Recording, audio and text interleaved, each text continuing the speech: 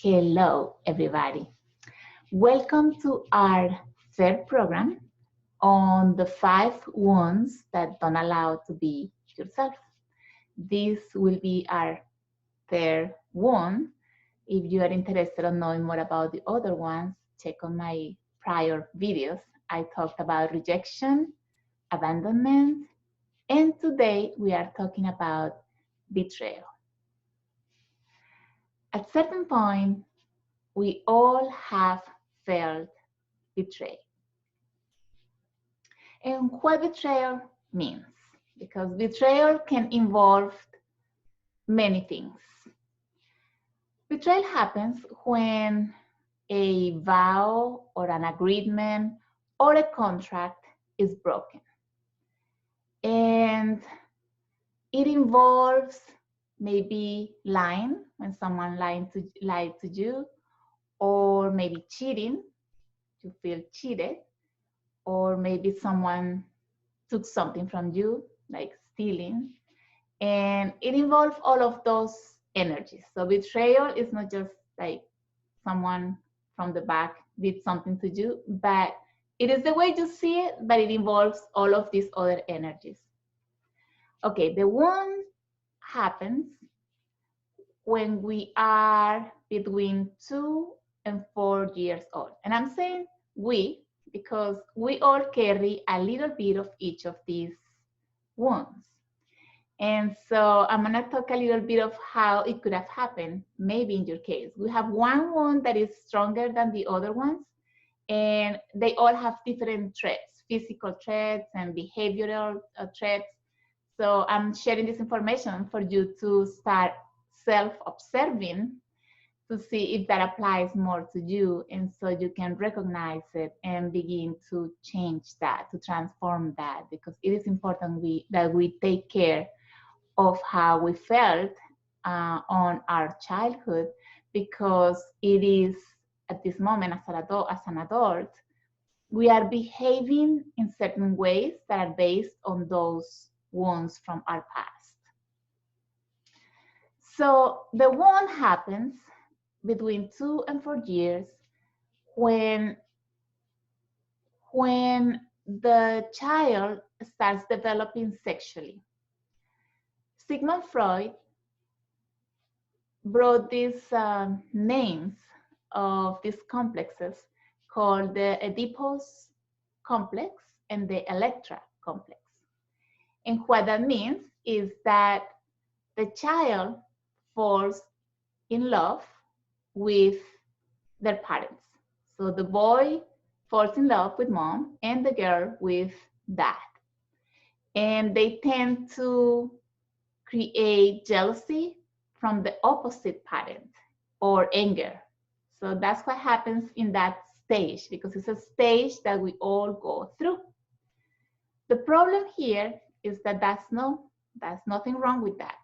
It's just a part of the development. But when parents don't notice it and they don't do something about it, this can create conflicts eventually in these kids. As an adults, they can have problems with their relationships or their sexuality. Why? Because maybe if the mother is too possessive, then it creates attachments to the boy, or the opposite, dad with the girl. The wound can also happen if, let's say that this kid only have one parent, and no matter the gender of the parent, they can also live or feel betrayed at certain point. So it doesn't necessarily happen between the opposite parents, but it's the most common. Okay, so let's talk a little bit more about this. I want to say something about these complexes before I move forward, because I am a facilitator on family constellations, and I want to give you an observation on from the systemic angle. At this age, something that we call like the triangle relationships happen here that sometimes are not healthy, and that's why they affect the future relationships of these children as adults. Why is that? Why is that? Because let's say that mother and boy align and they exclude the father. So somehow here is a sort of a betrayal. Yeah? Or the other way, father and girl align together and exclude the mother. So that is a sort of a betrayal that happens later, maybe with an affair that happens and the lover is this one. And all of these sort of triangle dynamics happen because the stage wasn't, let's say, cut in a healthy way, because it can be cut in a healthy way. You as a parent can tell your kid, I'm the father or I'm your mother and you are my son or my daughter and this is my wife, because we need to create relationships between the couple or kids with parents, but in a healthy way. If we keep reminding this in a loving way, maybe we can avoid a little bit of this, even though the kid always or tends to have a perception of what they see is betrayal. That's part of our development. And we all come to heal one specific one. So if it's the one that you came to heal, no matter what, you might feel it. And then the most important thing is that you're listening to this and you can take action today to change those behaviors that don't allow you to have healthy relationships, maybe, or that make you behave in a way that maybe is not so conscious. Let's put it this way. Okay. So what happens, or when or how it could happen that you feel betrayed? Maybe a mom or dad told any of the kids that they were going to do something. I'm gonna buy you this and I'm gonna take you here, and they just didn't do it because doesn't matter why.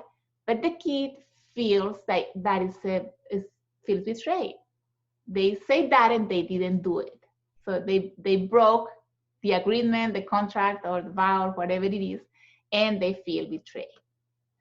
Another way that the betrayal can happen is because maybe a new baby is born, and maybe I'm a girl and I'm the favorite of my dad, and I feel a sort of jealousy with this new baby that is just born. And then, so this girl, let's put it this way, kind of manipulates that to promise her that she always will be his favorite. Let's put it this way.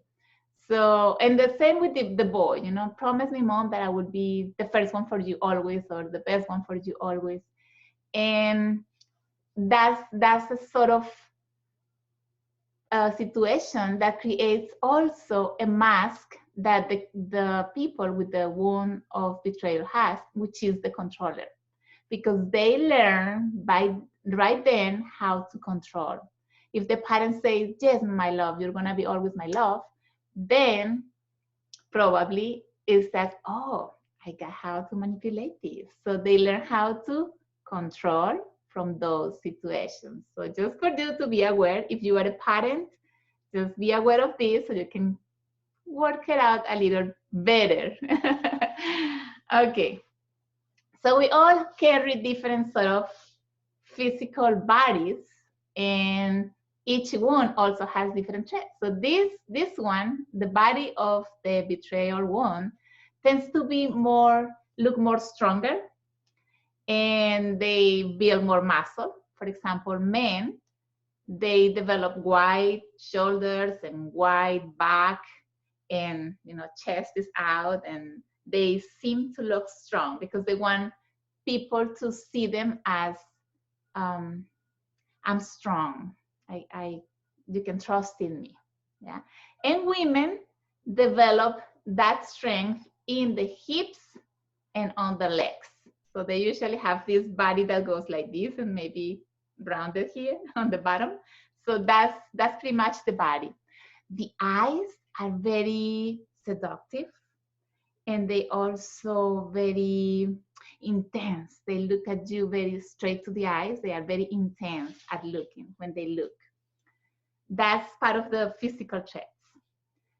As kids, they usually feel like their parents need them, and they need to be special to them. So they please their parents as much as they can. Of course, the opposite parent, if we're talking about that, that's when the wound happens. They try to please them so they can see them as important. And same thing happens as adults, because as adults they need to feel that they are special, so they take a lot of responsibility. They want to be the strong ones, and they want to be or feel like they are important for others. It's so hard for them to feel betrayed because, of course, their wound activates, and it's so hard for them to handle as any sort of betrayal. And they see many things as betrayal. I'm going to talk about that in a moment. But no matter how that happens, they tend to betray themselves or to betray others, of course, unconsciously, and they cannot accept that. They don't see it that way.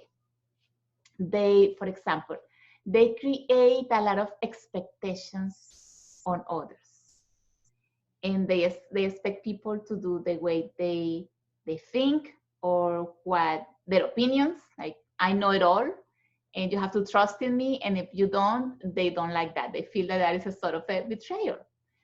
And also they can, since they are so good at guessing others' expectations, for example, a salesperson, they can promise what the other person needs because they can read it. They are very smart, very fast at reading people, so they can promise something that they might not be able to fulfill. Let's talk about some, not all of them, but some salesperson people can sometimes do that. They read the people's what they want, and so they promise that. But they don't see that as a betrayal, of course. Okay, they feel very confident about themselves, about what they believe, and they expect others to see them as strong people, and that people that you can trust in them. They think they have the reason all the time. They know it all. They know it all. That's what happens. And if you don't think they know it all, then it's a sort of a betrayal too. They have a lot of issues with the opposite sex, the opposite gender, because the betrayal happens between the opposite parent. So it's hard for them to trust in the opposite sex. So they can trust more in the same gender, but the opposite, I don't know. I have something that I cannot trust in them. And it's because their parents probably as a child couldn't fulfill an agreement. So they still feel like any person from the opposite side is gonna do the same. If they are very competitive, so if they feel triggered by someone that is leading and has got the control of everything, this person that is a sort of a controller as well, rather leave. Because if they see that is like taking the whole center of attention, because they love being the center of attention. They love being exposed and in the front, and they want to be the leaders. And actually they could be a very good leader, but when they could be a very good leader when they let go of controlling. Let's put it this way, because they have the soul of the leader. So that's also important to say here. We all have good traits too. I'm talking about the unconscious ones that we develop, it's important for us to see. Okay, also they are very fast. They think fast, they do fast, they are very smart, very intelligent. So it's hard for them to deal with people that is slow, or they lose their patience. For example, you see these ones often on the streets when you're driving. They lose control. They lose their patience with people that is driving slow, and then tend to, you know, pass it over, and they get mad. It's like all of these behaviors are from a person that has maybe this one and is into the mask of the controlling. When they take this person, I don't know, they don't know how to drive, or they don't know this, or why are they driving, or how they got the driver license, and they say all of these things out of this because they lose it. They just cannot control it. And when things don't go the way they want them, they also lose it. But they don't want people to notice that they are losing it. But it shows. Others see it, but they don't want others to see it because they don't want to look like they are losing control of the situation. It's hard for them to live in the present. They are always planning on the future. Okay, let's say this. I'm gonna plan vacations with my family. So the plan happens, and when they are traveling, they are in the place where they are having vacations, but they cannot be there present. They are thinking that when I come back home, I have to do this, I have to do that. It's like they cannot be in the present because they have to be somewhere else. It's like I have to plan more. I have to be always one step ahead, let's put it this way. And also, it's like it's hard for them to not to be present because they don't know how things are going if I'm not there. For example, at work. Oh my God, I'm going for vacations and I don't know if I leave, how this is gonna work without me. Let's put it this way. And it's hard for them to delegate, especially on people that is from the opposite sex. It's hard for them to give them tasks that they just think that they are the only ones that can do that.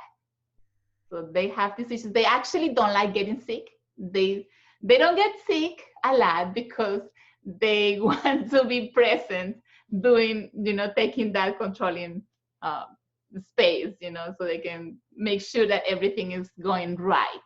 Like if they delegate, they have to be on the person, on the other ones, checking if everything is going right. They don't like people to be late. They are always, the early people that come are those to any event. And when others come late, they don't like it. They actually feel that that is a sort of a betrayal.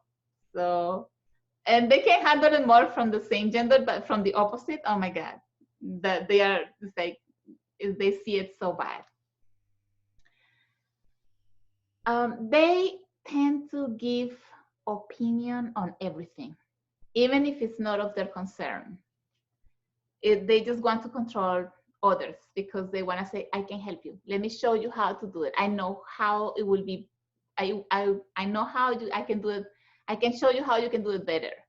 So they have this tendency to show others how to do. And so they are always kind of interfering, and they interrupt a lot. When someone is talking, they just interrupt a lot. And when they tell them, oh, but wait, they say, oh, I haven't finished yet. So they have this fire, let's say it this way, because yeah, they do have this fire igniting all the time. They don't like to be corrected. So if someone comes to correct them, oh my God, boom, the fire goes up, and ay. That happens to them too. Another thing that they don't like showing is their vulnerability. They don't, because they think that others can take advantage of that. So they don't want to show that they are human, let's put it this way. They just don't. When they are parents, also because one of the main things that these people take care of is their reputation. For example, they don't have debts, or if they they borrow money, they tend to pay right away because their reputation will have to look good in front of others. So they really take care of that, and that is a sort of controlling too, because they want to look good. You can trust in me. And so when they have kids, they kind of want to control these kids so they do well, or have kids that do well. So our reputation is that we are good parents.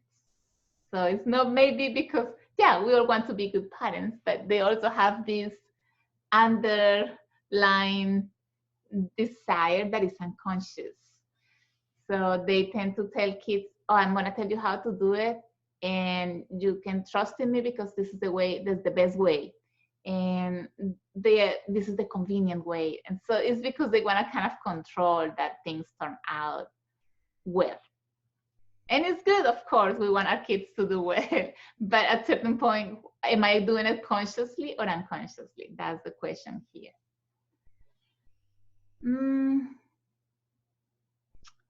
Let me see. This is a good one. They like, when they are partnering, they like to find someone that is, let's put it this way, weaker or more dependable, because they want to be the controller, and the controller needs someone that is not so strong.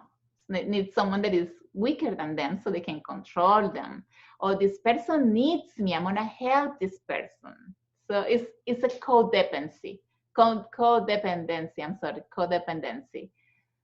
This one that is dependable may be a victim of abandonment, for example, because betrayal and abandonment kind of get along well, because the abandonment needs someone to take care of me, and the control needs someone to take care of them, of those abandoned ones, you know? So they have this, they match, let's put it this way, they match. And something that is important to see here is that one of the biggest fear of people with this wound is separation. Like, for example, divorce, that's so hard. They don't want to do it. They want to just hold it and hold it, because if separation happens, they see it as a sort of betrayal too, but they also don't like feeling abandoned. So it's a sort of, that's why I say that betrayal and abandonment sometimes go along. They both kind of have these dynamics that, of course, unconscious, but they kind of work it together. So it's important to see that. And they could be, for example, good comedian people, because they like to be the center of attention, to laugh, to call the attention. Yeah, different than the abandonment one that likes to be the center of attention, but because that person feels the victim, I need you to help me. And so maybe the abandonment could be a good actress, but then the controller can be a good comedian. So see, there is a difference between those two. Or sometimes they jump from one to the other too. The person with this wound like to have a directive position in a work, at work, for example, because they like leading. But sometimes that leading, as I said before, when they let go of controlling and learn how to delegate, they can become very good leaders, because otherwise they tend to be hard-headed, or they want things now or the way I want them, you know. So those things, just see yourself. Okay, what else? They have a tendency to eat fast. They eat fast. They like a lot of food, but sometimes when they are at work, they forget how they had to eat. And sometimes they eat fast because they don't have time to lose. For example, they are so in this rush state is normal in them. They just rush. And they eat a lot. They enjoy eating salty food. And so they also have certain issues that can develop in the body because of this unconsciousness, let's put it this way. So they tend to have problems with tension in their muscles, like spasms. Like spasms is very common on them. They need to get massaged, for example, because they have this tense, have so much responsibility and I have to control it all. So this position creates it's like a tense position, and that creates spasms. They also have problems with the joints because it's hard for them to bend, let's put it this way, to be flexible to what others think or want that is different than what that person thinks it should be. So they could have problems, for example, on their knees, yeah, and the joints in general. They could have also some problems, digestive problems, since they get anger or mad easily. They can have problems with the liver, because the liver in the Chinese medicine is related to anger. And so they have issues with liver and stomach, of course, because it's all related.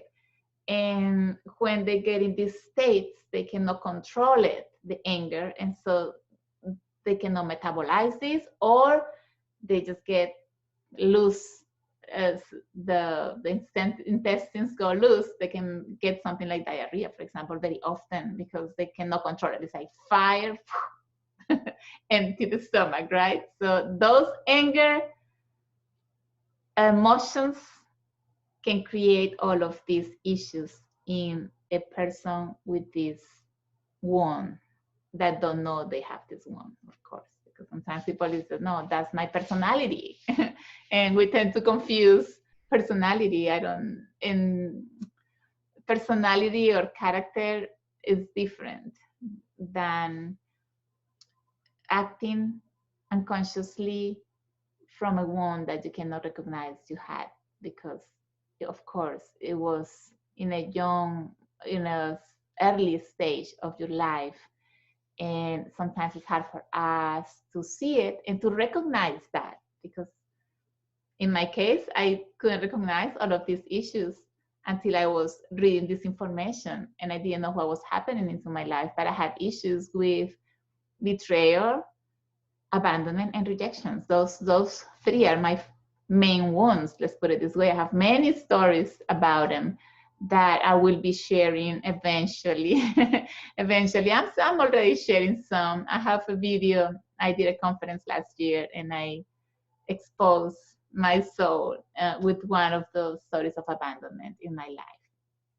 It is in Spanish, but it has captions in English. So if you're willing to see it, it's here on YouTube.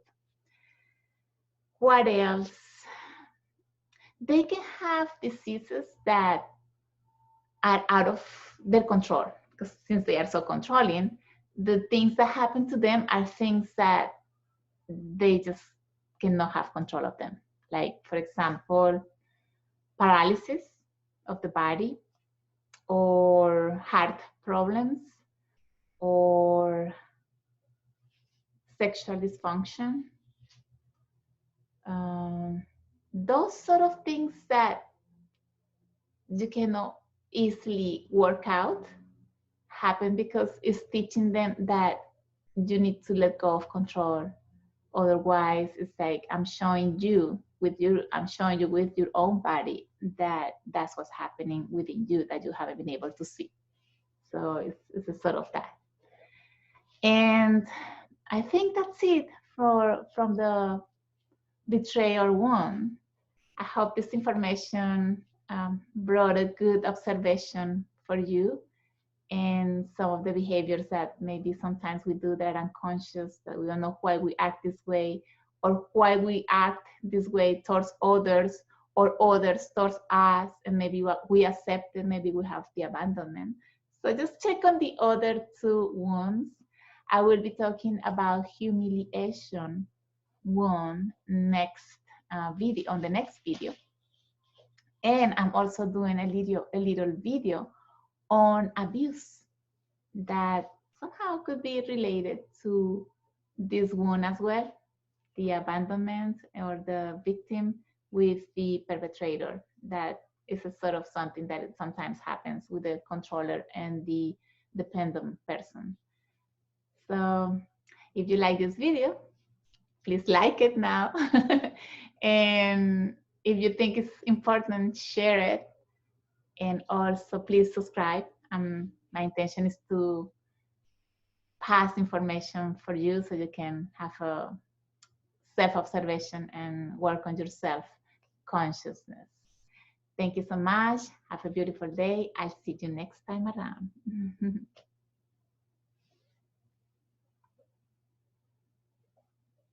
Oi.